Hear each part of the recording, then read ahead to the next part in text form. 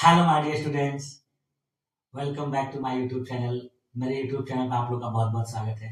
Dear student, आज की class में हम लोग TGT, PGT, LT, GIC, UGC net और अन्य प्रतियोगी भर्ती परीक्षाएं जो होने वाली हैं उनके लिए भूगोल विषय के महत्वपूर्ण प्रश्नों की प्रैक्टिस करेंगे। और भूगोल के जो महत्वपूर्ण प्रश्न मैं आप लोगों को प्रैक्टिस करा रहा हूँ, इस समय जो है भौतिक भूगोल से संबंधित करवा रहा हूँ।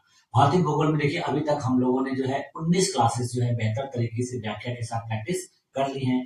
आज की क्लास जो है आपके भूगोल की देखिए 20वीं क्लास है। इसमें भी हम लोगों को भौतिक भूगोल से ही संबंधित प्रश्नों को प्रैक्टिस करना है, क्योंकि मैंने आप लोगों को भारत के भूगोल से संबंधित प्रश्नों का प्रैक्टिस जो है शुरुआत में ही करा दी। अभी तक हम लोग जितनी भी क्लासेस जो है प्रैक्टिस के रूप में करनी है, ये सब किससे संबंधित रहेंगी? भौतिक भूगोल से। और लास्ट में जो एक दो क्लासेस रहेंगी उसमें हम लोग जो है भूगोल से संबंधित महत्वपूर्ण जो सिद्धांत है, महत्वपूर्ण जो अवधारणाएं हैं, कथन है, पुस्तकें हैं, इनसे रिलेटेड क्लासेस को कर लेंगे, जिससे क्या होगा कि आपका जो है भूगोल से संबंधित हर प्रकार के प्रश्नों का संग्रह जो है कंप्लीट हो जाएगा। तो चलिए आज की क्लास को शुरू किया जाए, और उसी तरीके से जैसे पहले हम लोग जो है प्रश्नों को सॉल्व करते आ रहे हैं बेहतर तरीके से व्याख्या के साथ, उसी तरीके से आज की क्लास को भी करते हैं। तो चलिए आज की क्लास को शुरू किया जाए। हाँ देखिए, हम लोग कौन से क्वेश्चन की प्रैक्टिस कर रहे हैं? भौतिक भूगोल की।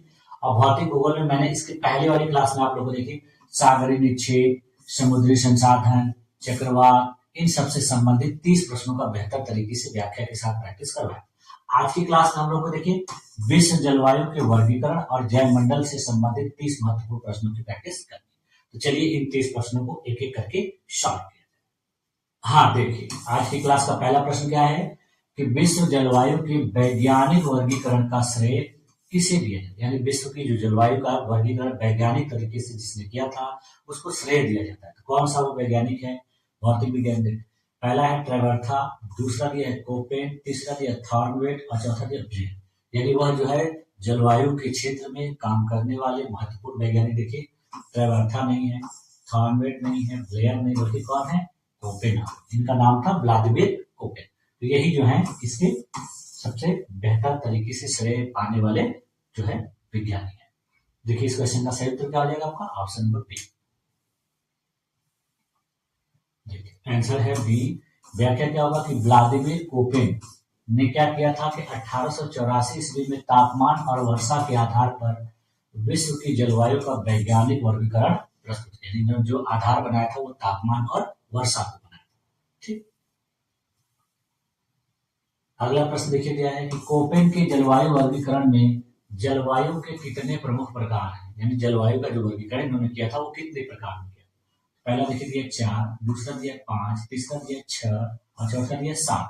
तो कोपेन ने जलवायु जो वर्गीकरण अपना किया था उसमें देखिए 4 प्रकार नहीं, 6 प्रकार नहीं, बल्कि कितने प्रकार बताए थे? 5। और इनको इन्होंने A B C D E के आधार पर 5 भागों में बांटा था। तो इस क्वेश्चन का देखिए आपका सही उत्तर क्या हो जाएगा? Option number B. सही उत्तर क्या है? देखिए आंसर है बी। व्याख्या क्या होगा कि कोपेन ने विश्व की जलवायु को 5 मुख्य श्रेणियों में बांटा है, जिसमें देखिए ए का मतलब उष्णकटिबंधीय, बी का मतलब शुष्क, सी का मतलब उष्ण समशीतोष्ण और डी का मतलब शीत समशीतोष्ण और ई का मतलब ध्रुव। इस तरीके से इन्होंने 5 कैटेगरी में बांटा। अब देखिए अगला प्रश्न आपका क्या है कि कोपेन के वर्गीकरण में ए जलवायु किसे कहा जाता है? यानी वो जो वर्गीकरण हम लोगों ने अभी पिछले क्वेश्चन में देखा है, तो उसी के आधार पर से देखिए कई प्रश्न बनते हैं अलग से। तो ए जलवायु किसे कहा जाता है? देखिए पहला दिया शुष्क जलवायु, दूसरा दिया उष्णकटिबंधीय जलवायु, तीसरा दिया ध्रुवीय जलवायु और चौथा दिया शीत समशीतोष्ण जलवायु। तो कोपेन के वर्गीकरण में जो ए जलवायु है वो देखिए शीत समशीतोष्ण नहीं है, ध्रुवीय नहीं है, शुष्क नहीं, बल्कि कौन सी है? उष्णकटिबंधीय जलवायु। इस क्वेश्चन में देखिए सही उत्तर क्या हो जाएगा आपका? Option number B. सही उत्तर क्या है? बी। देखिए आंसर है बी। व्याख्या क्या होगा कि ए प्रकार की जो जलवायु है उन क्षेत्रों में पाई जाती है जहां वर्ष भर ऊंचा तापमान और पर्याप्त वर्षा होती, जैसे अमेजन बेसिन, कांगो, इंडोनेशिया इत्यादि। ठीक। अगला क्वेश्चन क्या दिया देखिए, कोपेन की जलवायु वर्गीकरण में बी जलवायु जो है किस प्रकार की है? ऑप्शन देखिए दिया है, पहला शीत जलवायु, दूसरा दिया है शुष्क जलवायु, तीसरा दिया है पर्वतीय जलवायु और चौथा दिया है मानसूनी जलवायु। तो कोपेन के जलवायु वर्गीकरण में जो बी जलवायु है देखो मानसूनी नहीं है, पर्वतीय नहीं है, शीत नहीं, बल्कि कौन सी जलवायु है? शुष्क जलवायु। इस क्वेश्चन का भी देखिए आपका सही उत्तर क्या हो जाएगा? बी। Option number B. देखिए आंसर है बी। व्याख्या क्या है कि बी प्रकार की जलवायु में वर्षा बहुत कम होती है और वाष्पीकरण बहुत अधिक होता है, जैसे सहारा का मरुस्थल, अरब का प्रायद्वीप और थार का मरुस्थल। अगला क्वेश्चन देखिए दिया है कि कोपेन के अनुसार जो सी प्रकार की जलवायु है उसका प्रमुख उदाहरण कौन सा है।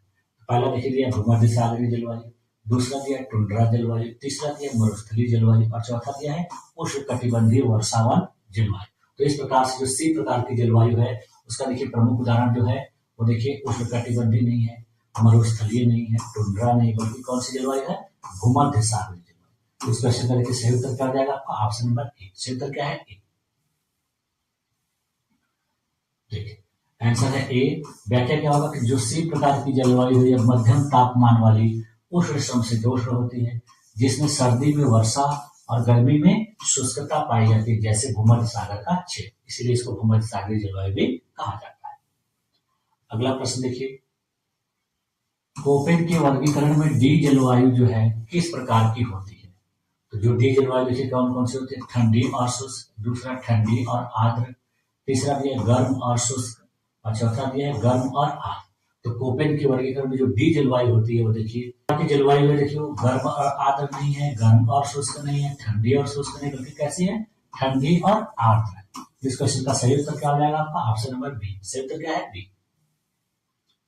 देखिए आंसर क्या है, बी। व्याख्या क्या होगा कि जो डी जलवायु है वो शीत समशीतोष्ण क्षेत्रों में पाई जाती है, जहां पर सर्दियां लंबी और ठंडी होती हैं और वर्षा जो है पर्याप्त होती है, जैसे रूस, कनाडा इत्यादि। ठीक है। अगला क्वेश्चन क्या दिया देखिए, कोपेन के वर्गीकरण में जो ई जलवायु है वो किस क्षेत्र का प्रतिनिधित्व करती है। पहला ऑप्शन देखिए दिया है शुष्क क्षेत्र, दूसरा दिया है ध्रुवीय क्षेत्र, तीसरा दिया है पर्वतीय क्षेत्र और चौथा दिया है उष्णकटिबंधीय क्षेत्र। तो कोपेन के वर्गीकरण में जो ई प्रकार की जलवायु है देखिए वो उष्णकटिबंधीय क्षेत्र को नहीं, पर्वतीय क्षेत्र को नहीं, शुष्क क्षेत्र को नहीं, किसको करती है, ध्रुवीय क्षेत्र को। इस क्वेश्चन का देखिए सही उत्तर क्या हो जाएगा आपका, ऑप्शन नंबर बी। सही उत्तर क्या है, बी। देखिए आंसर है बी।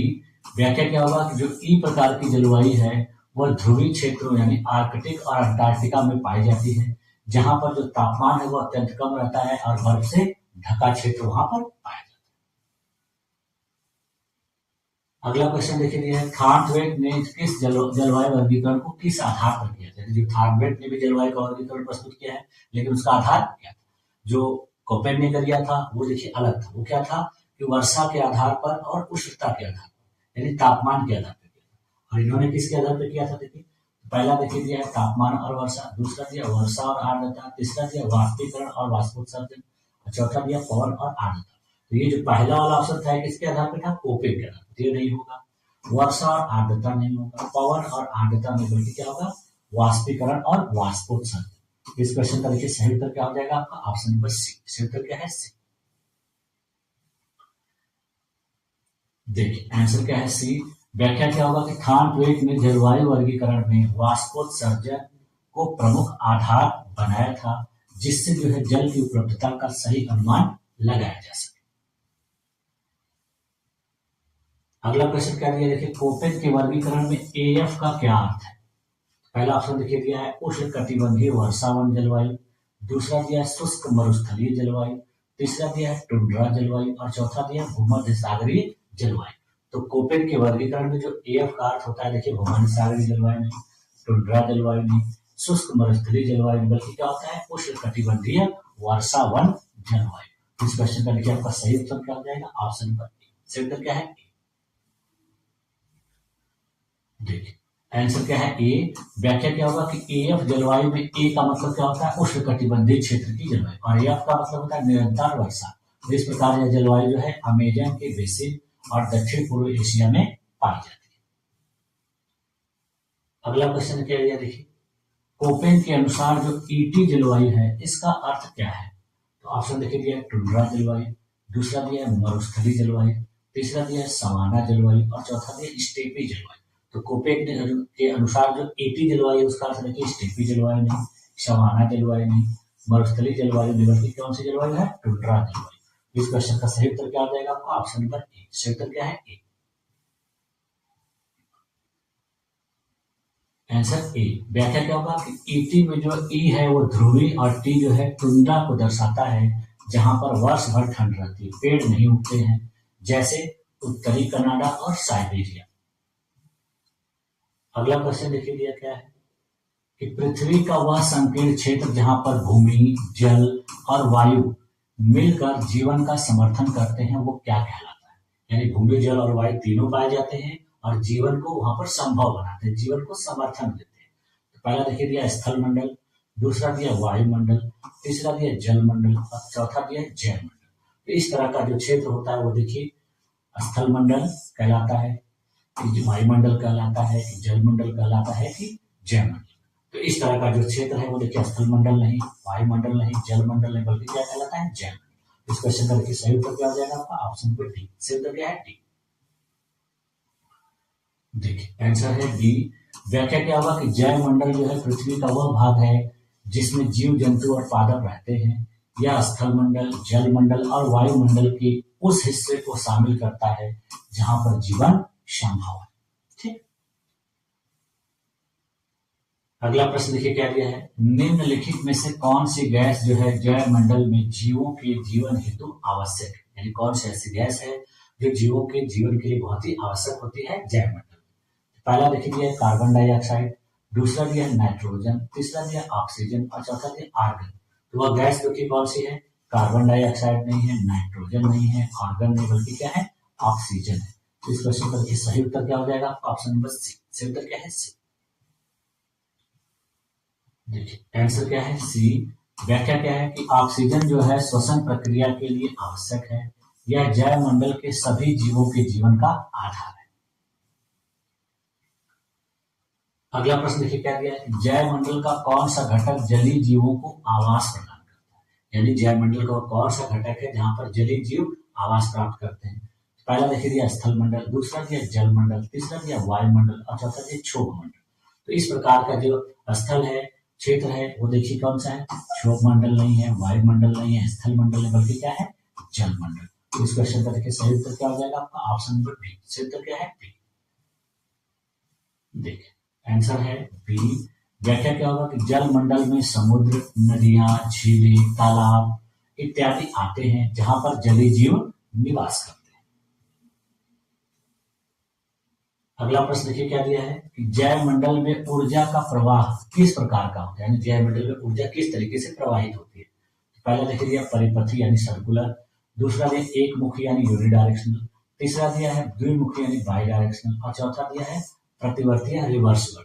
तो ऊर्जा का प्रवाह देखिए प्रतिवर्ती नहीं होता है, द्विमुखी नहीं होता, परिपथी नहीं होता, बल्कि कैसा होता है? एक मुखी। इस क्वेश्चन का देखिए सही उत्तर क्या हो जाएगा आपका? Option number B. सही उत्तर क्या है? बी। देखिए आंसर क्या है? बी। व्याख्या क्या होगा कि ऊर्जा का प्रवाह एक दिशा में होता है, जैसे सूर्य से उत्पादकों की ओर, फिर उत्पादकों से उपभोक्ताओं की ओर और फिर अपघटकों की ओर, जो दोबारा वापस नहीं लौटता। यानी एक दिशा से होता है, दोबारा वापस लौटकर नहीं जाता। अगला प्रश्न देखिए क्या दिया है कि निम्नलिखित में से जैव मंडल के लिए अंतिम ऊर्जा स्रोत कौन सा है? यानी जैव मंडल में सबसे अंतिम जो मुख्य ऊर्जा स्रोत है वो कौन सा है? पहला देखिए दिया चंद्रमा, दूसरा दिया पृथ्वी का केंद्र, तीसरा दिया सूर्य और चौथा दिया ज्वालामुखी। तो देखिए जैव मंडल के लिए जो अंतिम ऊर्जा स्रोत है वो देखिए ज्वालामुखी नहीं है, पृथ्वी का केंद्र नहीं है, चंद्रमा नहीं, बल्कि क्या है? सूर्य है। इस क्वेश्चन का देखिए सही उत्तर क्या हो जाएगा आपका? Option number C. सही उत्तर क्या है? सी। देखिए आंसर सी है। व्याख्या क्या होगा कि सूर्य से प्राप्त सौर ऊर्जा ही जैव मंडल के सभी जैविक कार्यों का मूल स्रोत है। अगला प्रश्न देखिए क्या दिया है कि निम्नलिखित में से कौन जैव मंडल में सभी जीवित जीवों के कुल योग का प्रतिनिधित्व करता है? यानी जैव मंडल में सभी जीवों के कुल जीवित योग का जो प्रतिनिधित्व करने वाला है वो देखिए क्या है? पहला देखिए दिया जीवों, दूसरा दिया जैव भार, तीसरा दिया जैव विविधता और चौथा दिया जीव समुदाय। तो इस तरीके से देखिए जैव मंडल में सभी जीवों के जो प्रतिनिधित्व करता है वो देखिए जीव समुदाय नहीं है, जैव विविधता नहीं है, जीवोम नहीं है, बल्कि क्या है? जैव भार। इस क्वेश्चन का देखिए सही उत्तर क्या हो जाएगा आपका? Option number B. सही उत्तर क्या है? बी। देखिए आंसर है बी। व्याख्या क्या होगा कि जैव भार जिसको बायोमास कहा जाता है, ये किसी निश्चित समय पर किसी क्षेत्र में उपस्थित सभी जीवित पदार्थ की कुल मात्रा को दर्शाता है। ठीक। अगला प्रश्न देखिए क्या दिया है, जैव मंडल रिजर्व स्थापित किए जाते हैं। तो जैव मंडल रिजर्व को क्यों स्थापित किया जाता है? पहला देखिए दिया औद्योगिक विकास के लिए, दूसरा दिया वनस्पति और जीवों के संरक्षण के लिए, तीसरा दिया शहरी विस्तार के लिए और चौथा दिया खनिजों के अन्वेषण के लिए। तो देखिए किस कोई भी जैव मंडल रिजर्व जो स्थापित किया जाता है वो देखिए खनिजों के अन्वेषण के लिए नहीं, शहरी विस्तार के लिए नहीं, औद्योगिक विकास के लिए नहीं, बल्कि किसके लिए होता है? वनस्पति और जीव के संरक्षण के लिए। इस क्वेश्चन का देखिए सही उत्तर क्या हो जाएगा आपका? Option number B. सही उत्तर क्या है? बी। देखिए आंसर क्या है? बी। व्याख्या क्या होगा कि जैव मंडल रिजर्व जो है प्राकृतिक वनस्पति, जीव जंतु और पारिस्थितिकी संतुलन को संरक्षित करने के लिए बनाया जाता है। अगला क्वेश्चन क्या है देखिए, भारत का कौन सा जैव मंडल रिजर्व जो है यूनेस्को की विश्व नेटवर्क सूची में शामिल है? यानी कौन सा जो जैव मंडल रिजर्व है वो हेरिटेज साइट में शामिल है। पहला ऑप्शन देखिए दिया गया है नीलगिरी जैव मंडल, दूसरा दिया गिर वन, तीसरा दिया जिम कार्बेट और चौथा दिया रणथंभौर। तो इस प्रकार से देखिए जो जैव मंडल रिजर्व है जो यूनेस्को की विश्व नेटवर्क सूची में शामिल है वो देखिए रणथंभौर नहीं है, जिम कार्बेट नहीं है, गिर वन नहीं, बल्कि क्या है? नीलगिरी जैव मंडल। इस क्वेश्चन का देखिए सही उत्तर क्या हो जाएगा आपका? Option number A. सही उत्तर क्या है? ठीक। देखिए आंसर क्या है? ए। व्याख्या क्या होगा कि नीलगिरी जैव मंडल रिजर्व जो है भारत का पहला जैव मंडल रिजर्व था जिसे यूनेस्को की विश्व नेटवर्क सूची में शामिल किया गया। अगला प्रश्न देखिए क्या दिया है, निम्नलिखित में से कौन जैव मंडल का घटक नहीं है? यानी इनमें से कौन सा जो है जैव मंडल का घटक नहीं है, कंपोनेंट्स नहीं है। पहला देखिए जल मंडल, दूसरा दिया स्थल मंडल, तीसरा दिया समताप मंडल और चौथा दिया वायुमंडल। तो इसमें से देखिए जैव मंडल का घटक जो नहीं है वो देखिए वायुमंडल है, स्थल मंडल है, जैव मंडल है। जो नहीं है वो क्या है? समताप मंडल। तो इस क्वेश्चन का देखिए सही उत्तर क्या हो जाएगा आपका? Option number C. सही उत्तर क्या है? सी। देखिए आंसर क्या है? सी। व्याख्या क्या होगा कि समताप मंडल वायुमंडल का ऊपरी भाग है जहां जीवन नहीं पाया, इसलिए जैव मंडल का हिस्सा नहीं। ठीक। जैव मंडल किसके बीच संतुलन बनाए रखता है? यानी जैव मंडल जो होता है वो किसके बीच संतुलन बनाता है, बैलेंस बनाता है। देखिए पहला दिया है उत्पादक और उपभोक्ता के बीच, दूसरा दिया है ऑक्सीजन और कार्बन डाइऑक्साइड के बीच, तीसरा ऑप्शन दिया है दोनों और चौथा दिया इनमें से कोई नहीं। तो देखिए जो जैव मंडल होता है वो देखिए उत्पादक और उपभोक्ता के बीच भी बैलेंस बना के रखता है और ऑक्सीजन और कार्बन डाइऑक्साइड। तो इस तरीके से देखिए इसका सही ऑप्शन क्या हो जाएगा? Option number C. क्या होगा? सी। ये इनमें से कोई नहीं गलत। इस क्वेश्चन का देखिए सही उत्तर क्या हो जाएगा? Option number C. Right answer C. देखिए आंसर है सी। व्याख्या क्या होगा कि जैव मंडल में उत्पादक और उपभोक्ता परस्पर निर्भर रहते हैं तथा श्वसन और प्रकाश संश्लेषण द्वारा जो है ऑक्सीजन कार्बन डाइऑक्साइड संतुलन बनाया। अगला क्वेश्चन देखिए क्या दिया है कि निम्नलिखित में से कौन प्रकृति की वह क्रियात्मक इकाई है जहां जीवित और निर्जीव घटक परस्पर क्रिया करते हैं? यानी जहां पर जीवित और निर्जीव दोनों घटक जो है एक दूसरे के साथ कांटेक्ट करते हैं, इंटरेक्ट करते हैं। तो पहला देखिए ऑप्शन दिया पारिस्थितिकी, दूसरा दिया पारिस्थितिकी तंत्र, तीसरा दिया पर्यावरण और चौथा दिया आवास। तो इस प्रकार का जो घटक है वो जो इसमें से क्रियात्मक इकाई है वो देखिए क्या है? आवास नहीं है, पर्यावरण नहीं है, पारिस्थितिकी नहीं, बल्कि क्या है? पारिस्थितिकी तंत्र। तो इस क्वेश्चन का देखिए सही उत्तर क्या हो जाएगा आपका? Option number B. सही उत्तर क्या है? बी। देखिए आंसर है बी। व्याख्या क्या होगा कि पारिस्थितिकी तंत्र इकोसिस्टम एक ऐसा प्राकृतिक तंत्र है जहां पर जीवित जीव और निर्जीव तत्व मिलकर कार्य करते हैं, जैसे जंगल, तालाब, मरुस्थल। यहाँ पर देखिए क्या होता है कि जो जीवित जीव भी होते हैं और कुछ निर्जीव भी होते हैं। अगला क्वेश्चन क्या दिया देखिए, इकोसिस्टम शब्द का प्रयोग सर्वप्रथम किसने किया? यानी ये जो इकोसिस्टम शब्द है जो पारिस्थितिकी है उसका प्रयोग किसने किया था सबसे पहले? तो पहला देखिए दिया अर्नेस्ट हैकेल, दूसरा दिया एजी टॉन्सली, तीसरा दिया ओडम और चौथा दिया डार्विन। तो देखिए इकोसिस्टम शब्द का प्रयोग डार्विन ने नहीं, ओडम ने नहीं, अर्नेस्ट हैकेल ने नहीं, बल्कि किसके दिया? एजी टॉन्सली। इस क्वेश्चन का देखिए सही उत्तर क्या हो जाएगा आपका? Option number B. सही उत्तर क्या है? बी। देखिए आंसर है बी। व्याख्या क्या होगा कि ब्रिटिश पारिस्थितिकी विद एजी टॉन्सली ने 1935 ईस्वी में इकोसिस्टम शब्द का प्रयोग सबसे पहले किया था। ठीक। अगला प्रश्न देखिए, निम्नलिखित में से कौन सा एक प्राकृतिक पारिस्थितिकी तंत्र है, यानी पूछा जा रहा है इसमें से कौन सा जो है नेचुरल इकोसिस्टम है। तो पहला ऑप्शन क्या दिया देखिए, एक्वेरियम, दूसरा दिया फसल क्षेत्र, तीसरा दिया तालाब और चौथा दिया चिड़ियाघर। तो इनमें से जो प्राकृतिक पारिस्थितिकी तंत्र है वो देखिए चिड़ियाघर नहीं है, फसल क्षेत्र नहीं है, एक्वेरियम नहीं है, बल्कि क्या है, तालाब है। तो इस क्वेश्चन का देखिए सही उत्तर क्या हो जाएगा आपका, ऑप्शन नंबर सी। सही उत्तर क्या है, सी। देखिए आंसर क्या है, सी। व्याख्या क्या होगा कि तालाब एक प्राकृतिक पारिस्थितिकी तंत्र है जहां पर जीवित और निर्जीव घटक स्वाभाविक रूप से एक दूसरे से जुड़े होते हैं। अगला प्रश्न देखिए क्या दिया, एक पारिस्थितिकी तंत्र में पौधे किस रूप में कार्य करते हैं, यानी जो भी पारिस्थितिकी तंत्र होता है तो वहां पर पौधे किस रूप में कार्य करते हैं। तो पहला देखिए दिया उत्पादक, दूसरा दिया उपभोक्ता, तीसरा दिया अपघटक और चौथा दिया इनमें से कोई नहीं। तो किसी भी पारिस्थितिकी तंत्र में पौधे जो कार्य करते हैं देखिए ये तो गलत है बिल्कुल। अपघटक के रूप में, अपघटक के रूप में देखिए बैक्टीरिया और सूक्ष्म जीव काम करते हैं। उपभोक्ता के रूप में देखिए जीव जंतु मनुष्य रहते हैं। उत्पादक के रूप में लोग काम करते हैं। इस क्वेश्चन का देखिए सही उत्तर क्या हो जाएगा आपका, ऑप्शन नंबर ए। सही उत्तर क्या है, ए।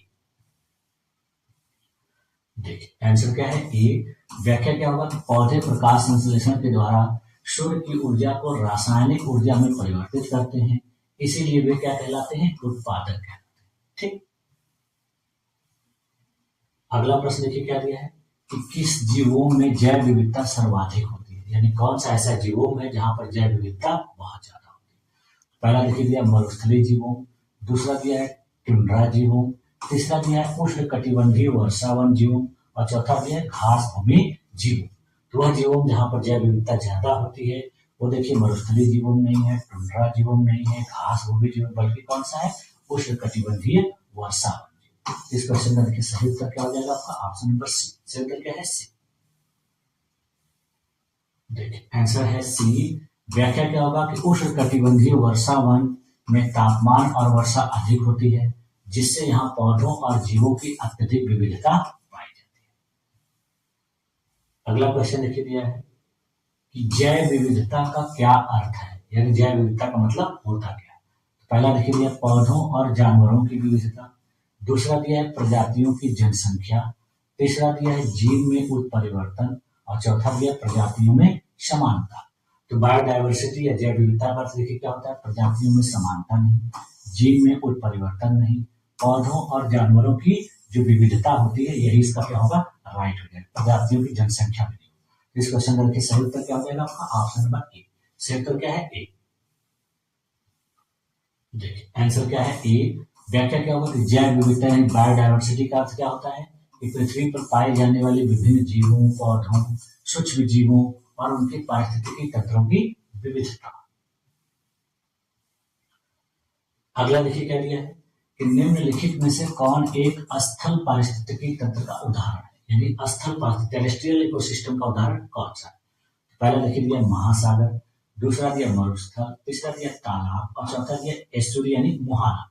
तो स्थल पारिस्थितिकी तंत्र का उदाहरण मुहाना नहीं है, तालाब नहीं है, महासागर नहीं, बल्कि क्या है, मरुस्थल है। इस क्वेश्चन का देखिए सही उत्तर क्या हो जाएगा आपका, ऑप्शन नंबर बी। सही उत्तर क्या है, बी।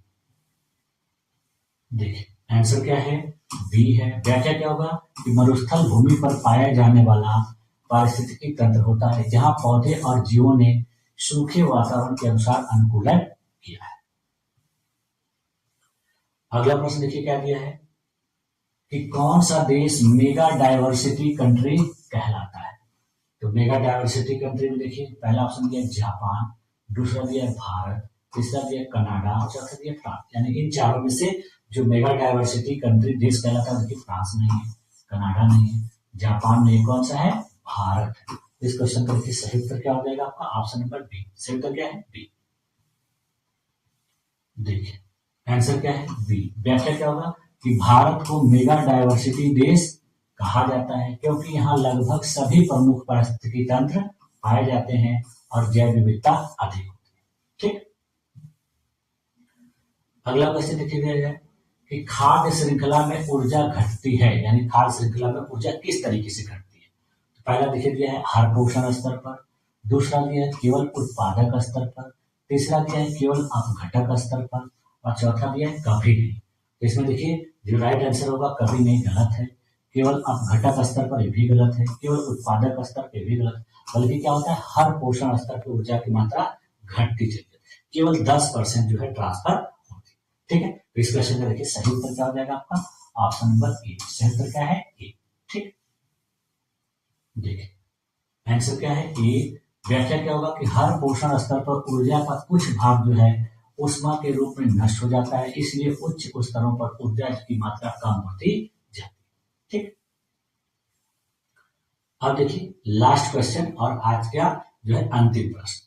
देखिए निम्नलिखित में से जैव विविधता की हानि का मुख्य कारण क्या है, यानी जैव विविधता किस वजह से हानि का जो है शिकार होती है, क्यों झेलती है हानि। तो पहला ऑप्शन देख लीजिए वनीकरण की वजह से, दूसरा दिया आवास के विनाश से, तीसरा दिया प्राकृतिक चयन से और चौथा दिया आनुवंशिक विविधता से। तो देखिए जैव विविधता की हानि का जो मुख्य कारण है उसमें देखिए आनुवंशिक विविधता नहीं है, प्राकृतिक चयन नहीं है, वनीकरण नहीं है, बल्कि क्या है आवास का विनाश। जब जीव जंतुओं के पौधों के आवास का विनाश होता है, उनको नष्ट किया जाता है, तब जैव विविधता को हानि पहुंचती है, जैव विविधता को नुकसान होता है। तो इस क्वेश्चन का देखिए सही उत्तर क्या हो जाएगा आपका, ऑप्शन नंबर बी। सही उत्तर क्या है, बी। देखिए आंसर क्या है, बी। व्याख्या क्या होगा कि वनों की कटाई, शहरीकरण और औद्योगिकरण के कारण जो है आवास नष्ट होते हैं, जिससे क्या होता है कि प्रजातियों की संख्या घटती है और जैव विविधता में कमी आती है। ठीक है, इस तरीके से देखिए आज की क्लास में भी हम लोगों ने 30 महत्वपूर्ण प्रश्नों का प्रैक्टिस किया, जो आपके देखिए जलवायु के वर्गीकरण से संबंधित और जैव मंडल से संबंधित। ये प्रश्न देखिए आपके एग्जाम में पूछे जाते हैं, तो इन प्रश्नों को भी आप अच्छी तरीके से प्रैक्टिस करिएगा। इनके जो महत्वपूर्ण पॉइंट टर्म मैंने आप लोगों को बताए हैं उनको नोट करिएगा, जिससे क्या हो कि आपको परीक्षा में अगर ये पूछा जाता है तो आप गलती ना करें। ठीक है, तो मुझे उम्मीद है कि आप लोगों की सारी चीजें अच्छे तरीके से समझ में आ गई होंगी। अगर इसके बावजूद भी किसी भी स्टूडेंट को कहीं भी कोई त्रुटि नजर आती है किसी भी ऑप्शन में चाहे प्रश्न में, तो आप मुझे कमेंट कर सकते हैं। मैं उसमें जो भी गलतियां पाऊंगा अगर उसको सुधार करने का प्रयास करूंगा और आप लोग को उसको सूचित करूंगा। ठीक है, तो आप लोगों ने मेरी इस क्लास में अपने आप को इतनी देर तक इतने धैर्यपूर्वक बनाए रखा, इसके लिए आप लोग का बहुत बहुत धन्यवाद। मिलते हैं नेक्स्ट क्लास में, तब तक के लिए थैंक यू।